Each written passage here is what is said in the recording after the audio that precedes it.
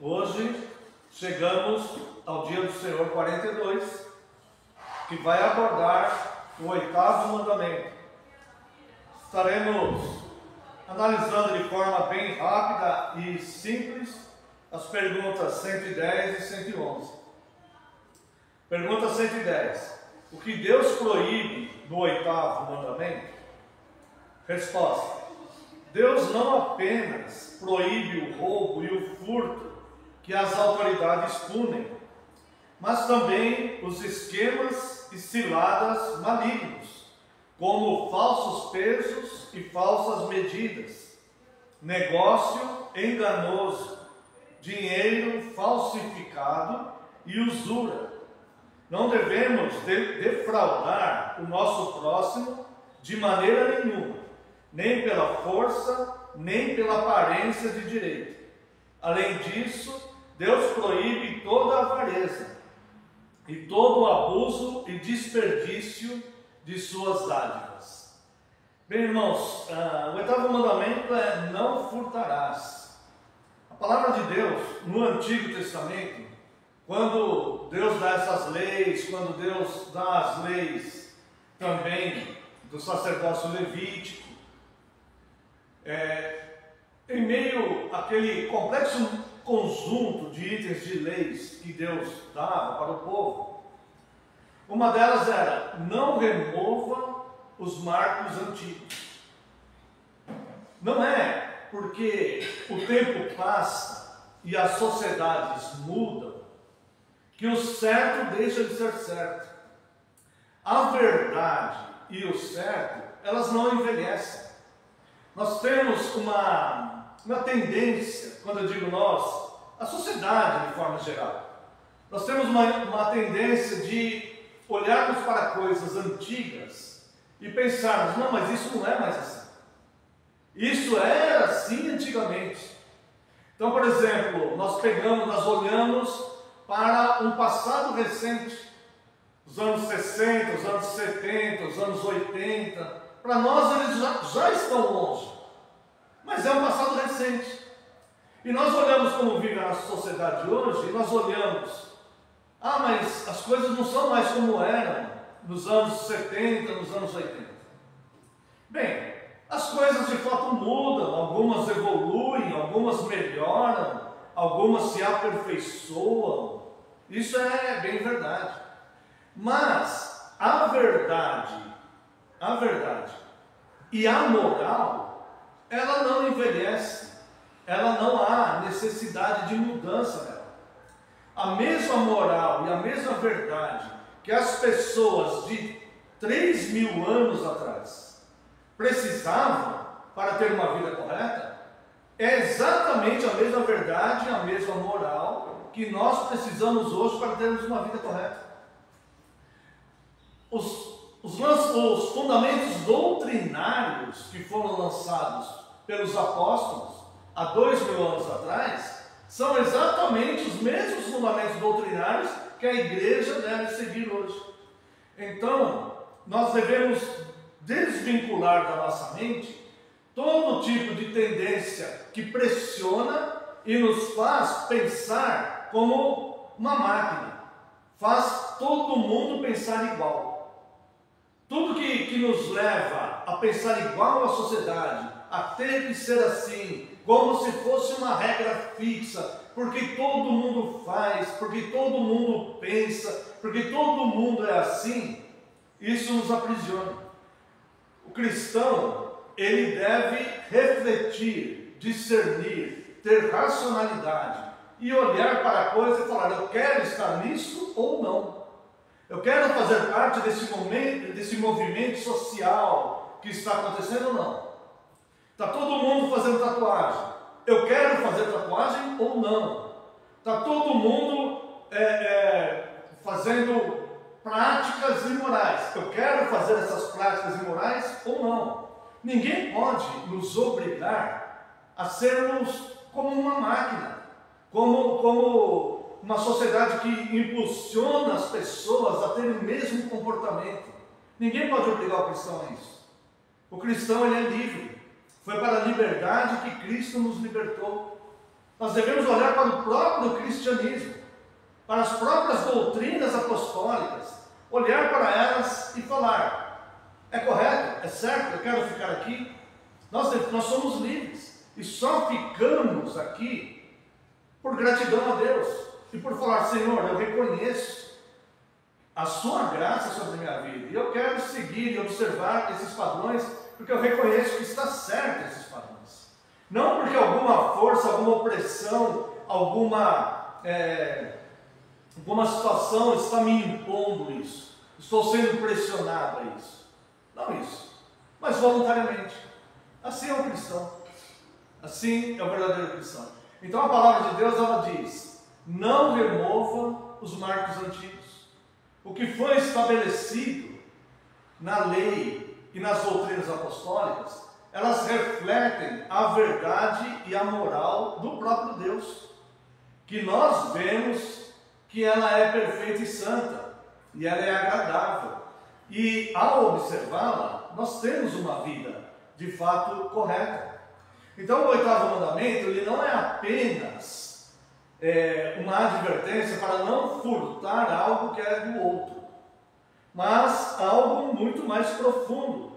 Deus não apenas proíbe o roubo e o furto, que as autoridades punem, mas também os esquemas e ciladas malignos.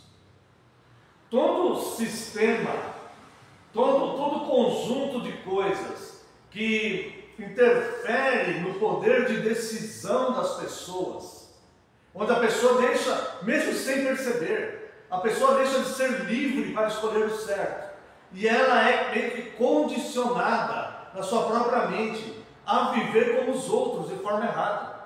Senão ela vai passar vergonha, senão alguém vai rir dela, senão ela não vai ter uma aceitação social. Mas afinal de contas todo mundo faz, que mal tem a fazer também. E todo esse tipo de coisa que leva a pessoa a ser manipulada por uma ideia, por uma pressão exterior, isso é um esquema falso.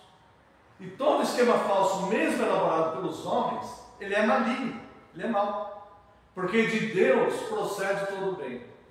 Então, quando nós olhamos para o oitavo mandamento, não furtarás, obviamente a primeira coisa que vem na nossa mente, irmãos, é não furtar o que é dos outros, a propriedade particular.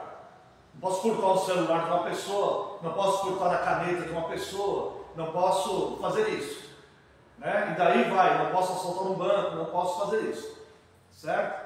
É a primeira coisa. A segunda é que eu não posso furtar o direito das pessoas de fazerem suas próprias escolhas, pressionando essas pessoas de uma tal forma que a pessoa deve agir exatamente como eu quero.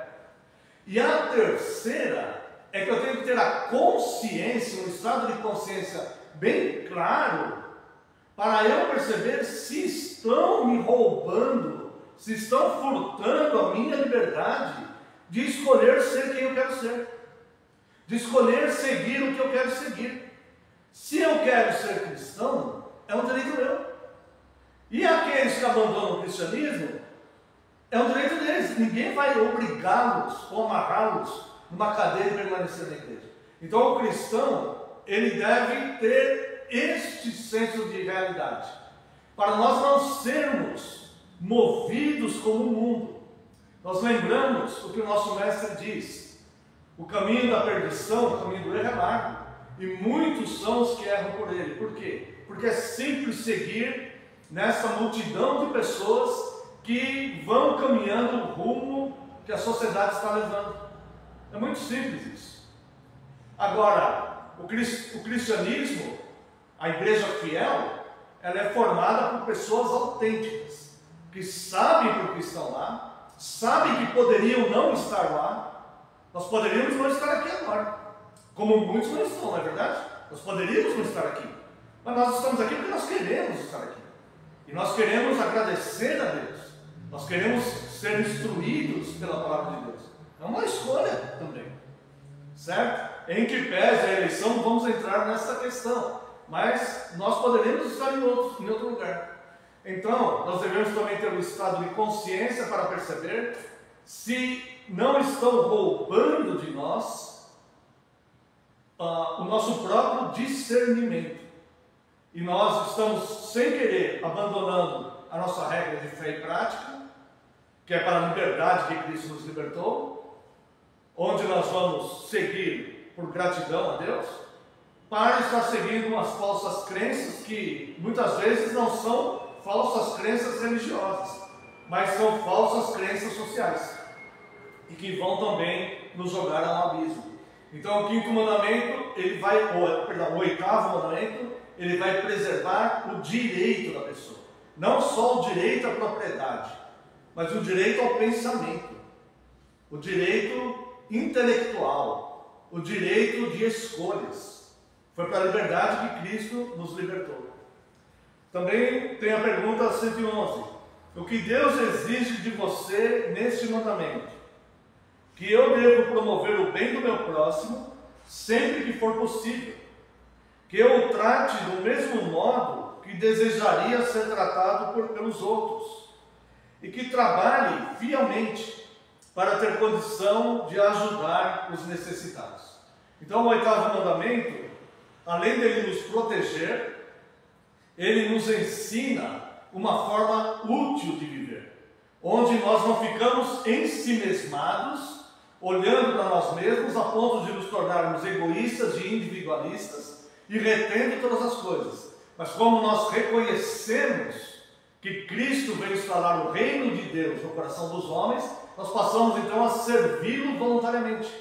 E aí então nós queremos fazer o bem sempre que possível. Sempre que possível, não reter do outro o que é direito dele. Promover o bem em toda situação em que eu tenha um poder de decisão, onde eu possa falar, sugerir, fazer algo, né? E ter uma vida mais útil, né? Trabalhar fielmente para ter condições de ajudar aqueles mais carentes. Imagine que todas as pessoas do mundo se preocupassem em observar o oitavo mandamento dessa forma. Todos seriam livres intelectualmente, não se deixariam escravizar intelectualmente, todos seriam livres. O número de pessoas necessitadas seria menor, e a felicidade, de fato, teria portas escancaradas para viver as nossas vidas, porque nós não seríamos avarentos, não estaremos presos a um sistema de coisas.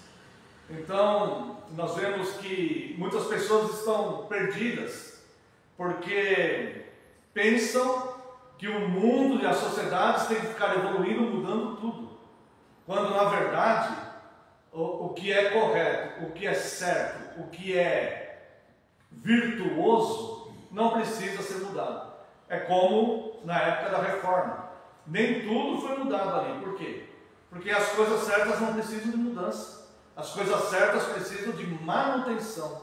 Então a palavra de Deus diz: não remova os marcos antigos, mas possamos viver observando o oitavo mandamento, cuidando das pessoas, preservando o direito das pessoas, tanto material como intelectual, e também observando a nossa posição na sociedade, impedindo no nosso próprio universo que alguém nos torne uma massa de manobra, de apelo, tá? Então o oitavo mandamento, ele preserva o direito das pessoas, direito material e direito intelectual. Quero convidar a Santa e Amada Igreja para louvarmos a Deus